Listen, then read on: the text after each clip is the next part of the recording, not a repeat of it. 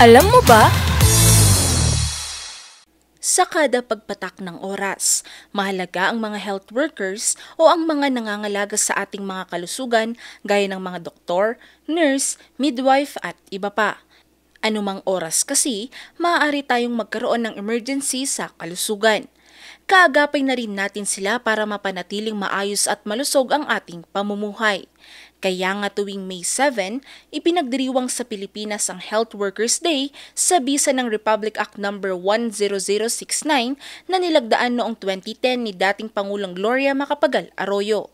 Layunin ng batas na kilalanin at bigyang pagkilala ang mahalagang papel ng mga health workers sa bansa. Kung tawagin nga sila, unsung heroes. Lalo na nang pumutok ang COVID-19 pandemic kung saan halos hindi sila magpahinga para lang matugunan ang pangangailangan noon ng bawat isa. Ayon sa Department of Health, ang Pilipinas ay may mahigit 200,000 health workers na naglilingkod sa iba't ibang larangan.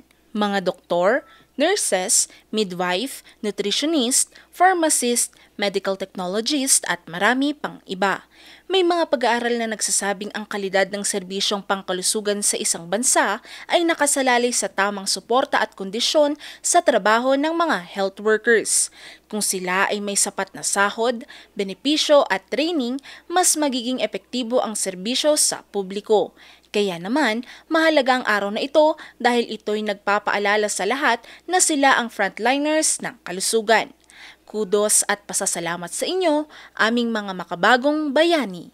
Ngayon, alam mo na!